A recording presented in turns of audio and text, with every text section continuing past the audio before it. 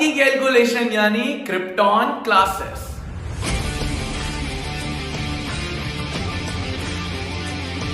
तो आ चुके हैं साइंस विद सूरज चैनल के साथ। आज हम करने वाले हैं लाइट चैप्टर का वन शॉट रिवीजन, जिसमें हम बात करेंगे आज रिफ्लेक्शन वाले पार्ट की। रिफ्रैक्शन वाला पार्ट सेकेंड पार्ट में आएगा, क्योंकि काफी वास्ट चैप्टर है फिजिक्स का। आज हम बात करेंगे रिफ्लेक्शन के बारे में। Concave mirror, convex mirror, sign convention, mirror formula, सारी चीजें, और तो इमेज फॉर्मेशन बाय मिरर्स, सारी चीजें हम अच्छे से एक वन शॉट वीडियो में करेंगे।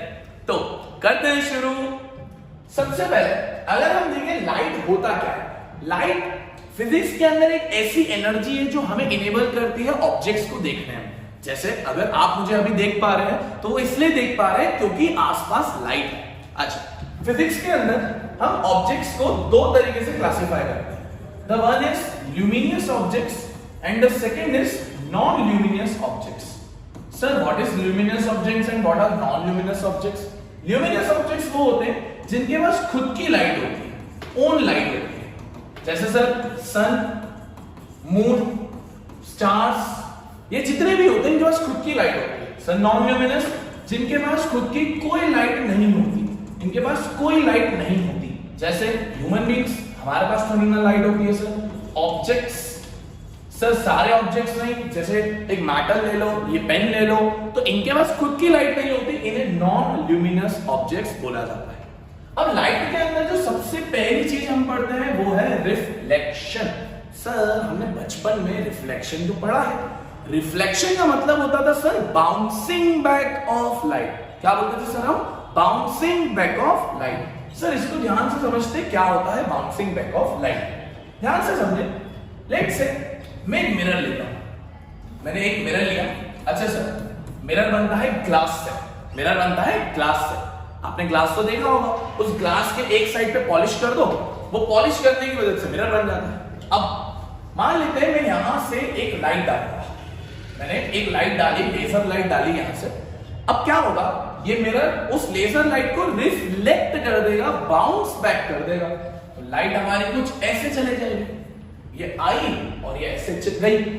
This phenomena is called as reflection. बस इसी फिनोमेना को क्या बोलते हैं सर? रिफ्लेक्शन।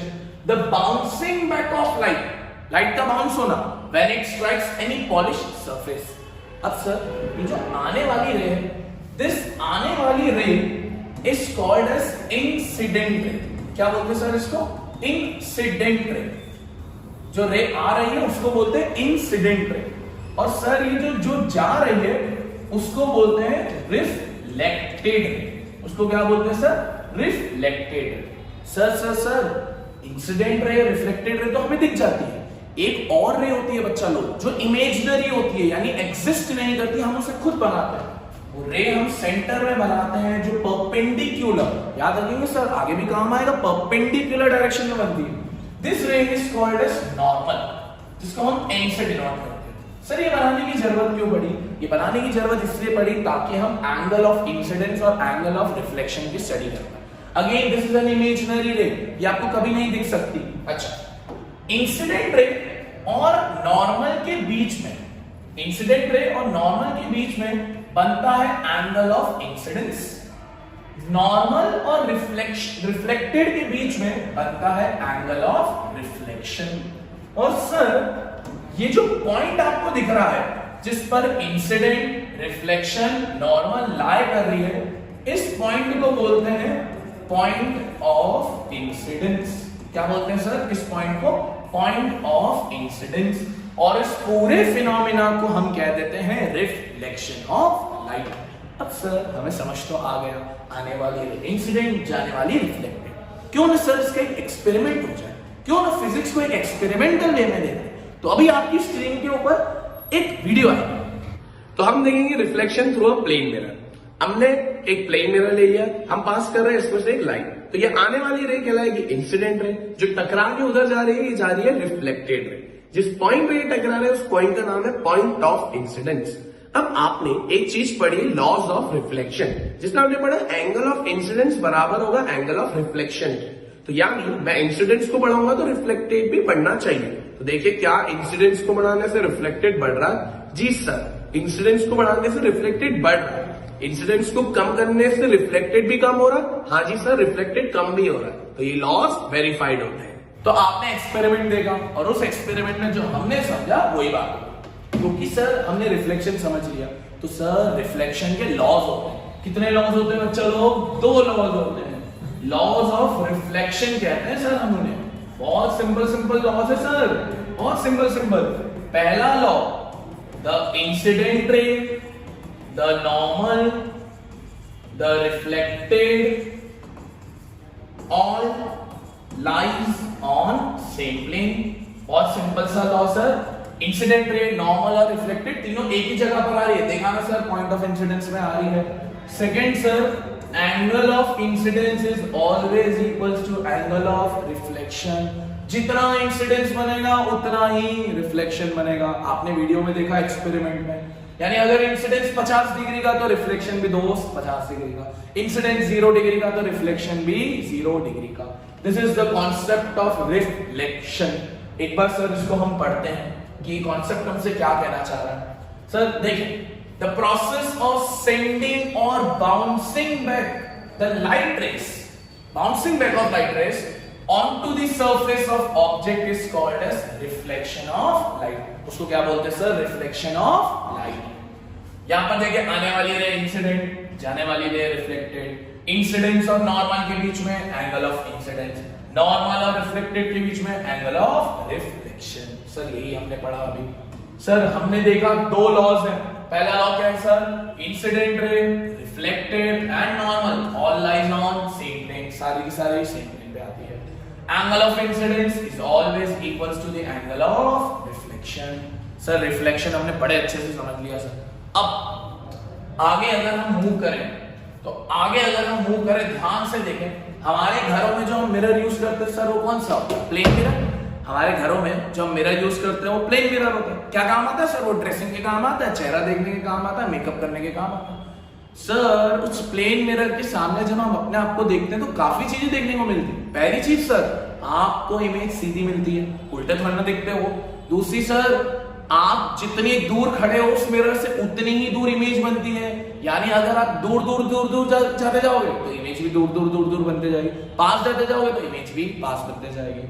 थर्डली सर, कभी कभार देखा टी शर्ट पे लिखे हुए वर्ड्स मिरर में उल्टे हो जाते हैं, उस चीज को सर लैटरल इन्वर्जन बोला जाता है। क्या बोला जाता है सर? Lateral inversion. तो सर देखिए ध्यान से, the image found in plane mirror is always virtual. Virtual बनती है सर, रियल इमेज नहीं बनती है। The image is always erect, यानी सीधी। इरेक्ट यानी सीधी।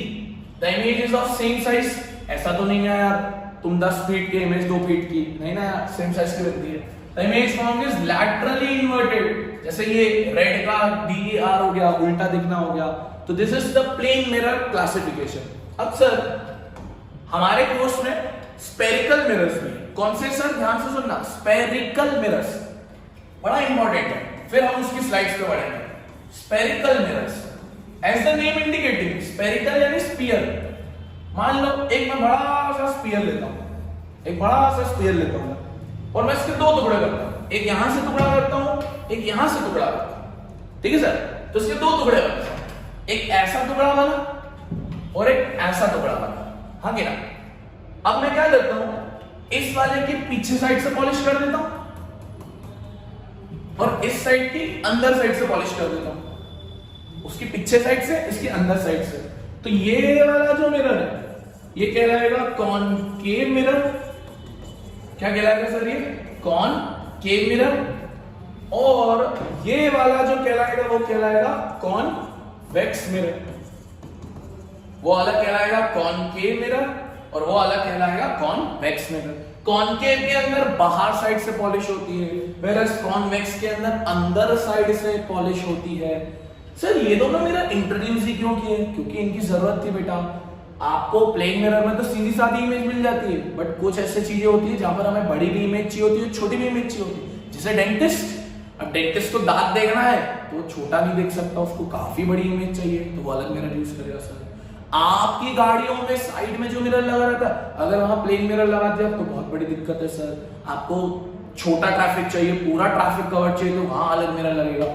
इसलिए इन दोनों मिरर की जरूरत पड़ी। क्योंकि हमें साइज को चेंज करना था। अब सर इन दोनों मिरर्स निकाले तो स्पेरिकल से गए, निकाले तो किससे गए सर? स्पेरिकल से।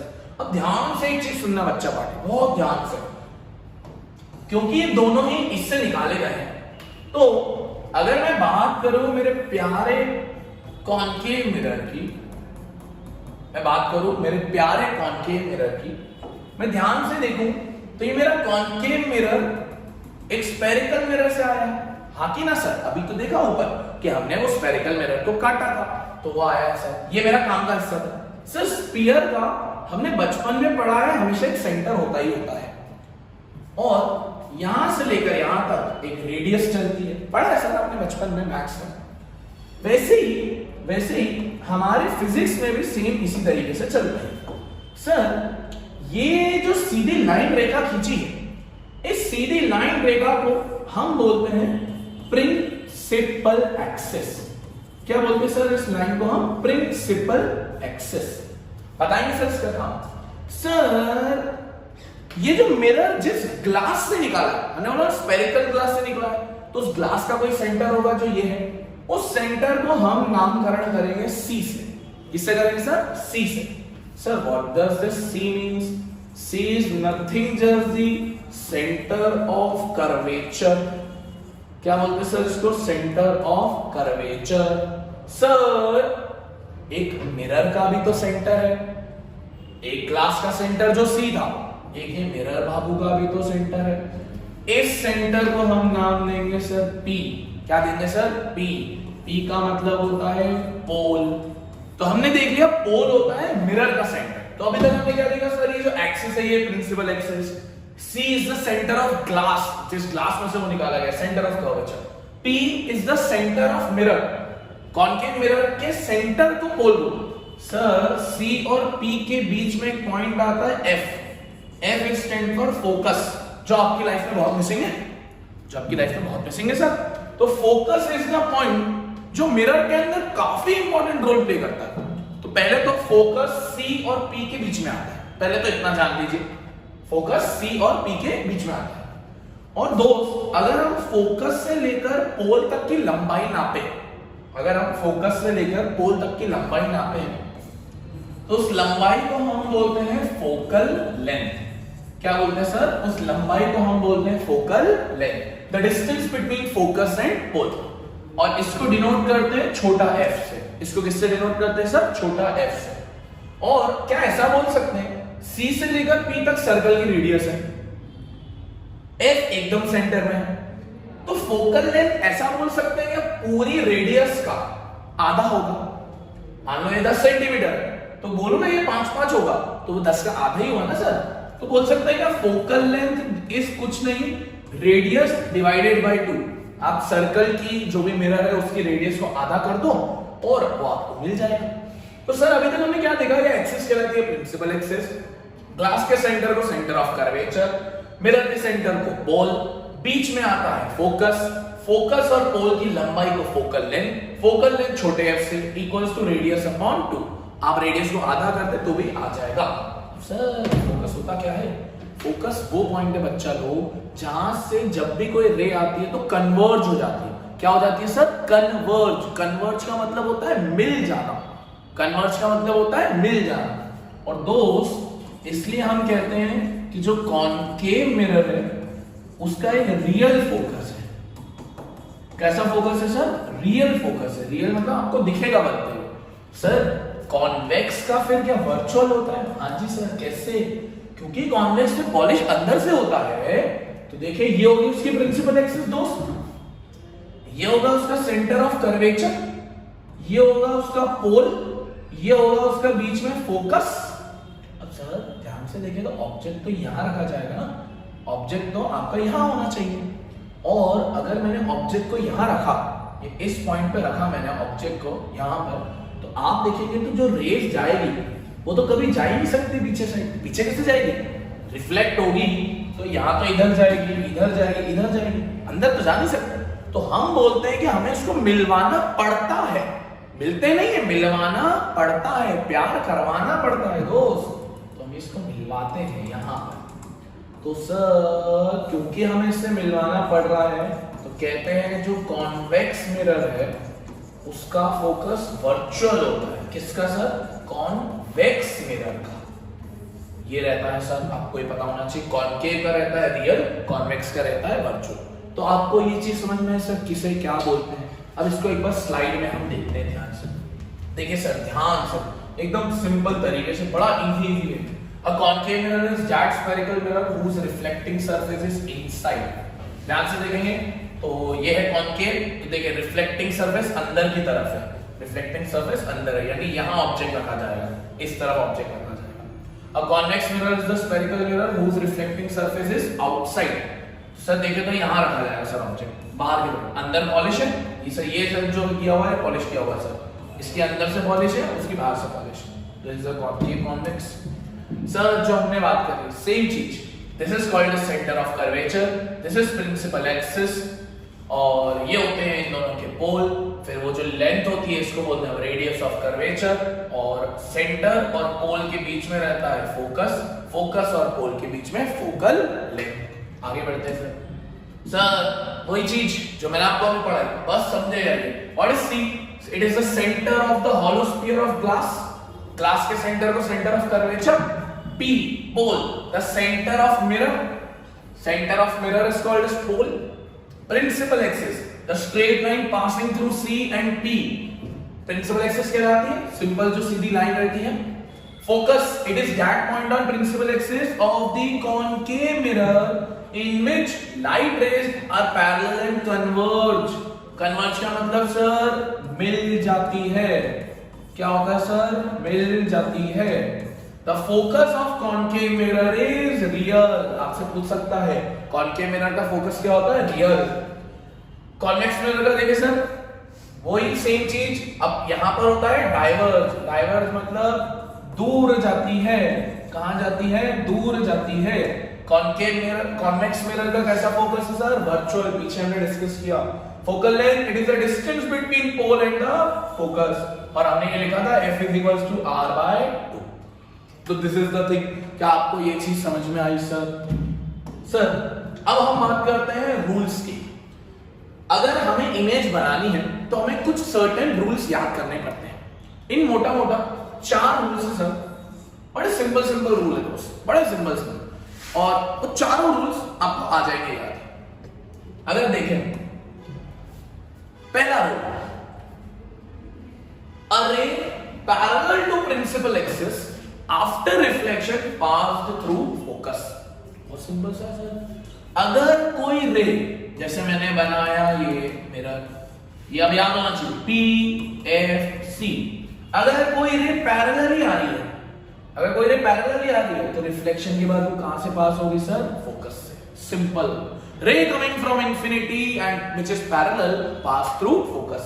देखें कोई रे पैरेलल से आ रही थी, फोकस से पास हो जाएगी। सिमिलरली कॉन्वेक्स मिरर में दोस्त, क्योंकि बिहाइंड रहता है, हमने डिस्कस किया था, क्योंकि कॉन्वेक्स मिरर ऐसा है, इसका सेंटर ऑफ कर्वेचर यहाँ है, इसका फोकस यहाँ है, इसका पोल यहाँ है, तो अगर कोई रे पैरेलल आ रही है तो हम इसको, क्योंकि पीछे से करवाना पड़ेगा तो इसका रिफ्लेक्शन ऐसा होगा, क्योंकि ऑब्वियसली बात है उसका focus virtual. This is the first rule.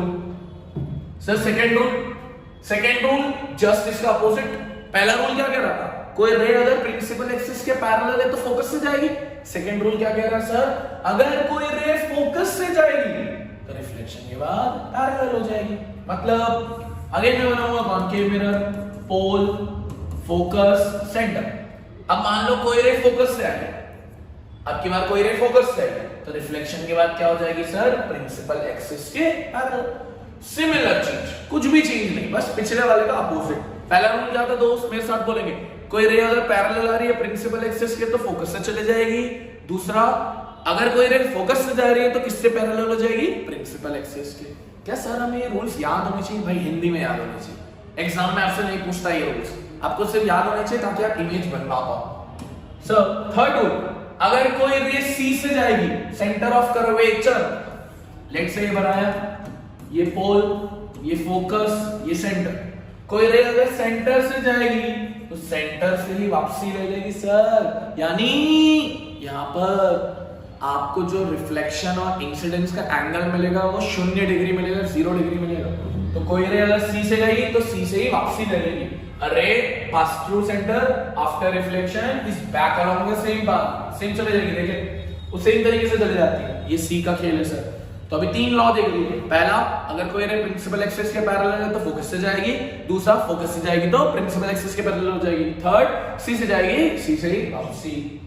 Fourth and last rule, कोई रे अगर पोल से जाएगी, कोई रे अगर पोल से जाएगी तो सेम एंगल बना के निकल जाएगी। ये बनाया मैंने, ये पोल, ये फोकस, ये सेंटर। मान लो ये गई तो ये सेम एंगल बना के, मतलब यहां जितना एंगल बन रहा होगा सेम एंगल यहां बन रहा होगा। तो a ray passing from pole after reflection will pass through pole by making same angle, same इस केस में सेम इस केस। तो 4 रूल्स पढ़ लिए। 4 रूल्स पढ़ने के बाद हमें इमेज बनाते आनी चाहिए। चलो सर, सबसे पहले हम देखेंगे image formation by concave mirror. ये कॉनकेव मिरर के अंदर हम इमेज कैसे बना सकते हैं, बहुत सिंपल है। और हम हमेशा 3 ऑब्जर्वेशन हमेशा ध्यान देंगे। सबसे पहली ऑब्जर्वेशन हम देखेंगे कि इमेज की लोकेशन क्या है, मतलब कहां बनी। दूसरी जो हम देखेंगे ऑब्जर्वेशन देखेंगे, वो देखेंगे इमेज की साइज, छोटी बनी, बड़ी बनी, नाटी बनी, कैसी बनी। तीसरा देखेंगे हम उस इमेज का नेचर, यानी रियल और इन्वर्टेड है या वर्चुअल और इरेक्ट है। इरेक्ट यानी सीधा, इन्वर्टेड यानी उल्टा। तो हमें ये 3 चीजें देखनी है।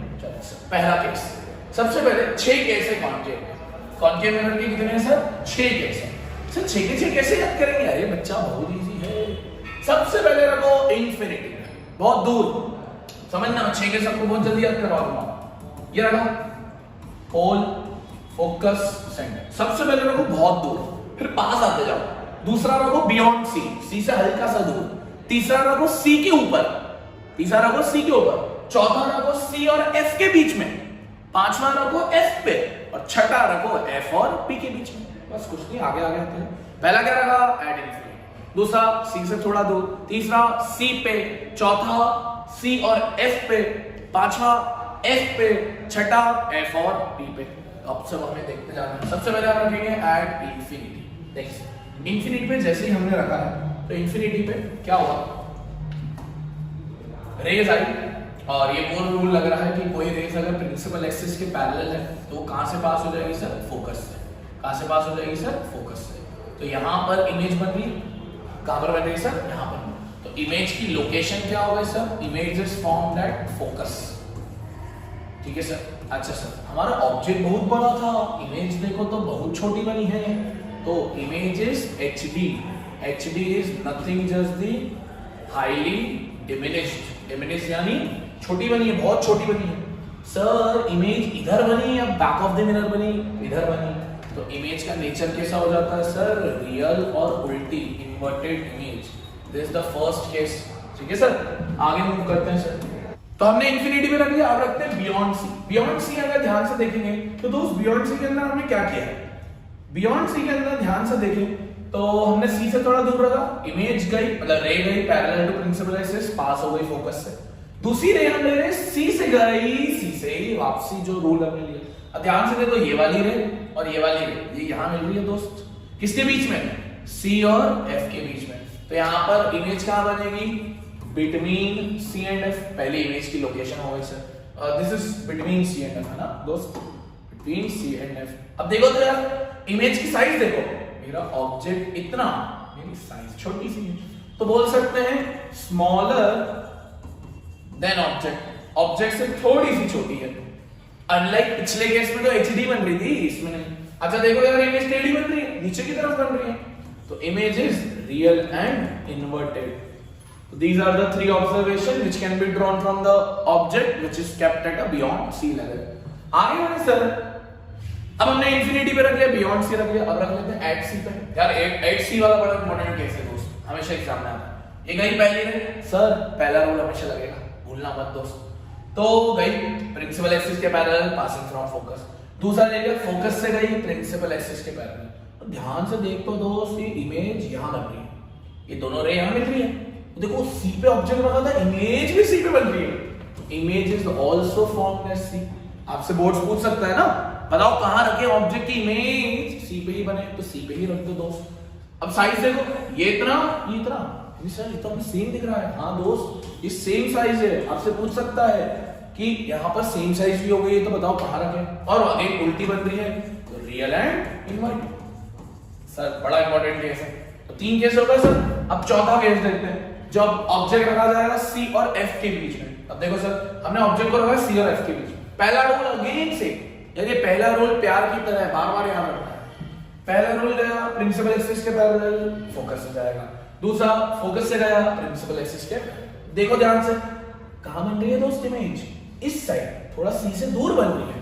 तो image is form beyond C से दूर बनी है। सर इमेज की साइज देखो है, ऑब्जेक्ट था इतना, इमेज बड़ी बनी है आपकी बात, बट ज्यादा बड़ी बनी क्या? नहीं सर, थोड़ी सी बनी बड़ी। तो लार्जर देन ऑब्जेक्ट। सर अभी भी इमेज तो टेढ़ी ही बन रही है, तो रियल एंड इन्वर्टेड नेचर तो खत्म होने का नाम ही नहीं ले रहा। सर 5th केस देखते हैं। सर 5th केस की बात करें, जब ऑब्जेक्ट F पे रख दिया जाए। सर ये भी बड़ा इंपॉर्टेंट केस है। ऑब्जेक्ट F पे रख, पहला रूल बार-बार सेम चलेगा दोस्त, parallel to principal axis focus से जाएगा, parallel to principal axis focus से जाएगा। दूसरा रूल अब की बार हम लेंगे कि C से गया, C से ही वापसी। देखो ध्यान से, यानी दो ऐसी रेज है जो पैरेलल है, एंड पैरेलल रेज कभी नहीं मिलती, पैरेलल रेज कभी नहीं मिलती। हाँ, एक मानते हैं कि पैरेलल रेज आगे जाकर कभी ना कभी इनफाइनाइट लोकेशन पे मिल जाएगी, ये हम मानते हैं। तो पैरेलल रेज है तो हम मानते हैं कि इनफाइनाइट पे बनेगा, इंफिनिटी पे बनेगा। अब वही सेम चीज सर, क्योंकि इमेज ऑब्जेक्ट है तो छोटू सा, इमेज कितनी बड़ी बनेगी? सर हम यहां लिखेंगे हाईली इनलार्ज, अच्छी खासी इनलार्ज बनेगी सर। सर अगेन इधर ही बन रही है, उल्टी बननी है दोस्त, रियल एंड इन्वर्टेड। तो सर 5 केसेस के अंदर रियल एंड इन्वर्टेड बार-बार देखा गया। अब सर वो छठा केस सबसे इंपॉर्टेंट है कौन के, मतलब बोर्ड्स अगर ये ना पूछे तो फिर क्या पूछे? ये तो आना ही आना है सर, क्योंकि this is the exceptional case out of the 5। वो 5 में रियल बन रही थी सर, बट छठे में ऐसा नहीं होगा। कौन सा छठा केस है जस्ट? सर जब फोकस और पोल के बीच में रखा जा रहा है, फोकस और पोल के बीच में। देखो ये रखा हमने फोकस और पोल के बीच में, ये ऑब्जेक्ट ये ऊपर वाला। सबसे पहला रोल वापस सेम सर, वो तो चेंज ही नहीं होना है, बार-बार लगना है प्रिंसिपल एक्सिस के पैरेलल और जाएगा फोकस। दूसरा रूल C से। अब यार देखो ध्यान से, ये ऐसी रे है और ये ऐसी जा रही है, ये तो डाइवर्जिंग रेज सर, ये नहीं मिल सकती। पैरेलल रेज तो मान लेते हैं इनफिनिटी में मिल जाएगी, बट डाइवर्जिंग रेज तो नहीं। यार ये एक उधर जा रहा है, एक उधर जा रहा है, ये नहीं मिल सकता। तो सर क्या करें? इमेज तो बनवानी है, एक काम करो पीछे ले जाओ, आगे से नहीं मिल रही तो पीछे से मिलाएंगे। तो हम इसको एक्सटेंड करेंगे, हम इसको क्या करेंगे सर? एक्सटेंड करेंगे, और ये इमेज पीछे साइड पे बन जाएगी। तो देखो पहले तो इमेज बनेगा बिहाइंड द मिरर, तो हम यहाँ लिखेंगे image is formed at behind the mirror, पीछे बनी है सर। सर इमेज की साइज देखो, ये था ऑब्जेक्ट, इतनी बड़ी बनी image. Again sir highly enlarge, काफी इनलार्ज बन गई सर। सर अब की बार सीधी इमेज बनी, उल्टी बनी, सीधी और पीछे भी बनी, तो image is formed as virtual erect. Sir इसलिए हमें छठे केस को बार-बार इंपॉर्टेंट देते हैं, क्योंकि वो 5 में तो पक्का पकाया रियल इन्वर्टेड है, बट वो छठे में ही तो वर्चुअल इरेक्ट का खेल है। और ये आपसे बहुत बार पूछता है छठा केस, बार-बार बोल रहा हूँ छठा केस बड़ा इंपॉर्टेंट है सर। बट आगे बढ़े सर, कॉनकेव तो देख लिया, अब कॉन्वेक्स देख ले, ये तो बहुत इजी है। यहाँ पर 2 ही केस होंगे सर। सर क्यों यार ऐसे क्यों जाती? उसके 6 केस, इसके 2 केस, क्यों सर? अरे जाती नहीं है यार, ये उस बेचारे का नेचर है। देखो इसका C यहाँ है, इसका फोकस यहाँ है, इसका पोल यहाँ है। तो मुझे खुद बताओ ना यार, ऑब्जेक्ट तो यहीं रखोगे ना दोस्त, तुम C पे नहीं रख सकते, पॉलिश साइड पे इधर तो नहीं रख सकते, तो मैं रखना तो यहीं पड़ेगा। तो सर 2 ही केस बने ना, एक इन्फिनिटी और एक बियॉन्ड पोल, कुछ कर ही नहीं सकते, बाकी सारे केस एलिमिनेट हो गए। तो सबसे पहले रखते हैं इन्फिनिटी। इन्फिनिटी में जब मैं कॉन्वेक्स मिरर को रखूंगा, हमने डिस्कस किया था कॉन्वेक्स मिरर का वर्चुअल फोकस होता है और ये डाइवर्जिंग मिरर है। Concave is a converging mirror, whereas convex is a diverging mirror दोस्त। सेकंड सर इन्फिनिटी में रखा, पहला rule again same, parallel to principal axis pass through focus. But sir अब की बार अगर हम इसका बनाएंगे CPF, तो ये आया सर, रिफ्लेक्ट तो इधर ही होगा, बट जाना तो फोकस से चाहिए उसको, ये फोकस है सर। तो हम इसका ऐसे डॉट डॉट डॉट करके बताएंगे, ऐसे जाएगा सर ये। सिमिलरली हम ऐसे लेंगे, ये गया, अब जाना तो ऐसे चाहिए, तो ये ऐसे चले जाएगा सर रिफ्लेक्ट में। अब ध्यान से देखो, ये कभी भी, अब ये वाली रे और ये वाली रे कभी नहीं मिल सकती, वही डाइवर्ज वाला बनना। तो पीछे ले जाओ सर एक बार, पीछे लेके जाने में कहां बन रही है, फोकस पे। तो image is found again at behind the mirror, behind the mirror. Sir image की साइज देखो, ऑब्जेक्ट बहुत बड़ा था, इमेज छोटू सा बन रहा है, हाईली डिमिनिश्ड। सर पीछे बना है वर्चुअल एंड इरेक्ट। सर ये बड़ा इंपॉर्टेंट केस है, क्यों सर? क्योंकि कॉन्वेक्स मिरर छोटी इमेज दे रहा है और उल्टा सीधी इमेज भी दे रहा है, तो ये काम आता है हमारे गाड़ियों में लगे वो मिरर के लिए। आपसे पूछता है question, why convex mirror is used as a rear view mirror in vehicles या कार्स? सर उसको इसलिए यूज किया जाता है ताकि पूरे ट्रैफिक का छोटू सा इमेज मिल पाए और हम पूरे ट्रैफिक को सही देख पाए। कॉन्केव लगा दोगे तो दोस्त उल्टा ट्रैफिक देखेगा, फिर गाड़ियां कैसे देखोगे? ठीक है, this is the case. Sir दूसरा सिंपल है, बियॉन्ड द पोल, अगेन वही बात करेगा, ये कोई फर्क नहीं पड़ने वाला, और ये बहुत लीस्ट इंपॉर्टेंट केस है। अगर यहां रखा, इधर जाएगा, ये तो सेम फंडा है, इसमें इतना लोड देने की जरूरत नहीं। पहला रोल वही फोकस से जाएगा, दूसरा इसमें सेंटर ऑफ कर्वेचर, अगेन बनेगा बिहाइंड द मिरर। सर कोई चेंज, परेशानी, दिक्कत नहीं। दूसरा थोड़ी सी बड़ी बनी है, मतलब यहां देखें तो हल्की सी बड़ी है, बट अगेन इमेज तो छोटी है, तो image is smaller than object. और पीछे बनी है, अगेन वर्चुअल एंड इरेक्ट। ठीक है सर, आगे बढ़ते sir. Now the last thing जो हमारे चैप्टर की बचती है, मतलब चैप्टर की तो नहीं, रिफ्लेक्शन वाले पार्ट की बचती है, sign conventions for spherical mirror. Sir ध्यान से देखिए, हमने कॉन्केव मिरर लिया, again this is the pole, this is the centre, this is the focus, this is the centre of curvature. Concave mirror में लेट से मैंने एक object रखा यहां की तरफ, ये मैंने एक ऑब्जेक्ट रखा, this is my object. Sir क्योंकि ऑब्जेक्ट रखा है तो उसकी इमेज भी बनेगी। मान लेते हैं उसकी इमेज कुछ यहां बन रही है, ये इमेज बन रही है, ठीक है सर, ये ऑब्जेक्ट है और ये इमेज है। सर ऑब्जेक्ट का डिस्टेंस फ्रॉम द पोल से ये ऑब्जेक्ट का distance is called as u, is called as u। u is nothing just the object distance. किसका डिस्टेंस है? ऑब्जेक्ट का डिस्टेंस फ्रॉम पोल। सर क्योंकि इमेज में बनेगी, ऑब्जेक्ट रखा तो वाजिब सी बात है इमेज में बनेगी, तो यहां बन रही इमेज, तो इतने डिस्टेंस को, ये इतने पोल से लेकर इमेज तक का, उसको बोलेंगे sir v। v is the image distance. कहां से सर? अगेन पोल से। सर क्योंकि ये कॉन्केव मिरर है तो इसकी फोकल लेंथ भी होगी, दैट इज f, जो हम शुरू में पढ़ के आए थे, है ना, जब शुरू में पढ़ के आए थे। सर ऑब्जेक्ट की एक सर्टेन हाइट होती है जिसको हम बोलते हैं ho। क्या बोलते हैं sir? ho, that is called as height of object. Sir अब इमेज भी तो बनी है, तो hi, उसको क्या बोलेंगे सर? Height of image. तो height of object, height of image. अब सर एक दिक्कत परेशानी है, क्वेश्चन तो आ जाएगा बट इनकी वैल्यूज नेगेटिव भी हो सकती है, पॉजिटिव भी हो सकती है, बट यार बहुत सिंपल, इसको याद करना। देखो u तो सदा बाहर के लिए माइनस का है, ऑब्जेक्ट का डिस्टेंस तो हमेशा नेगेटिव रहेगा ही रहेगा, हमेशा, चाहे लेंस की बात करो, मिरर की बात करो, क्योंकि ऑब्वियस सी बात है, हमेशा जो ऑब्जेक्ट रखा जाएगा वो मिरर के नॉन पॉलिश साइड पे रखा जाएगा। पॉलिश साइड पे तो कभी ऑब्जेक्ट नहीं रखोगे ना, यहां तो रख नहीं सकते। तो u तो हमेशा क्या रहेगा सर? नेगेटिव। कोई दिक्कत परेशानी नहीं। Sir height of object, object हमेशा सीधा रखोगे दोस्त, सीधा रखोगे तो हाइट ऑफ ऑब्जेक्ट हमेशा पॉजिटिव आएगा। हाइट ऑफ ऑब्जेक्ट हमेशा क्या आएगा दोस्त? हमेशा पॉजिटिव, चाहे लेंस हो मिरर हो।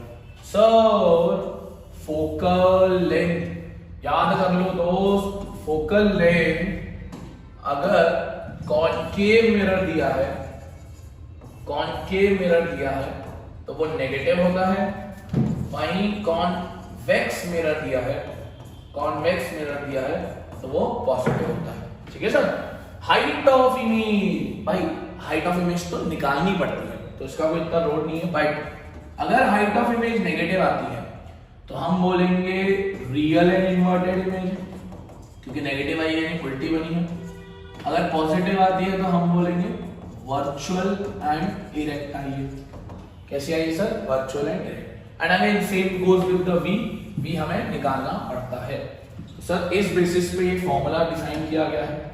अब ये वही सेम चीज बताई मैंने, हाइट अगर ऊपर है तो हम पॉजिटिव लेते हैं, ये डिस्टेंस है जो नेगेटिव में जाता है u, this is the height downward नीचे की तरफ आई तो hi माइनस में, this is the plus convex mirror के अंदर। और ये पूरा चार्ट आप देख सकते हैं कि डिस्टेंस ऑफ द ऑब्जेक्ट अगर ध्यान से देखोगे, डिस्टेंस ऑफ द ऑब्जेक्ट हमेशा नेगेटिव, हमेशा नेगेटिव, हमेशा नेगेटिव, कोई दिक्कत नहीं। फोकल लेंथ देखोगे तो रियल इमेज जो कॉनकेव में की होती है वो होती है माइनस में, ये भी माइनस में, बट कॉन्वेक्स के अंदर प्लस में, जो मैंने आपको बताया। एचओ देखो, एचओ हमेशा ही प्लस, यू जैसे हमेशा ही नेगेटिव था तो एचओ हमेशा ही plus. Height of image depend करता है, हाइट ऑफ इमेज नेगेटिव आएगा तो रियल इन्वर्टेड, प्लस आएगा तो वर्चुअल इरेक्ट। ठीक है sir, this is the case. अब ये है हमारा लास्ट चीज, that is the formula of mirror. हम इस फॉर्मूला से V और HI जैसी चीज निकालते हैं। Mirror formula is nothing, mirror formula कुछ भी नहीं है, this is 1/V plus 1/U equals to 1/F, where V is image distance, U is object distance, F is focal length। हम ये डिस्कस कर चुके हैं। साथ ही साथ एक और फॉर्मूला होता है, साथ ही साथ एक और फॉर्मूला होता है, that is M। Sir what does this M means? M is nothing, just the magnification। Magnification आपको ये बताता है कि आपकी इमेज कितनी बड़ी, कितनी छोटी, कितनी नाटी, वो सब बताता है आपको। और मैग्निफिकेशन का फॉर्मूला होता है -B/U इक्वल्स टू HI/HO। आप इससे HI निकालते हैं, क्या निकालते हैं? HI निकालते हैं। अच्छा सर एक चीज याद रखिए, मान लेते हैं मैग्निफिकेशन लेस देन 1 आ रहा है, मैग्निफिकेशन लेस देन 1 आ रहा है, और मैग्निफिकेशन इक्वल्स टू 1 आ रहा है, और मैग्निफिकेशन ग्रेटर देन 1 आ रहा है। तीन conditions, magnification lesser than 1, equals to 1, greater than 1।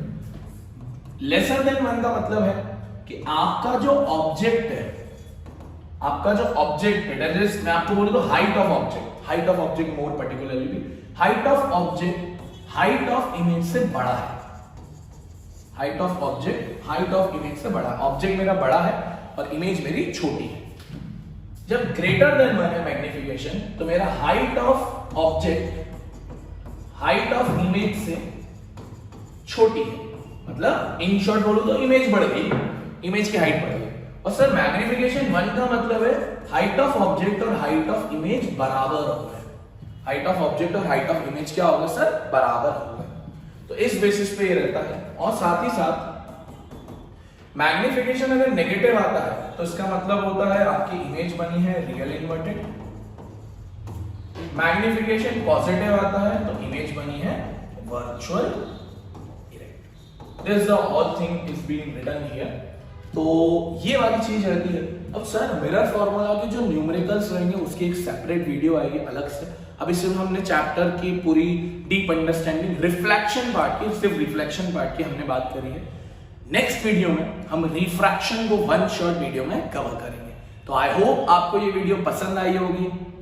Keep liking our channel and keep subscribing and keep sharing our channel. Thank you for watching this video. Radhe Radhe.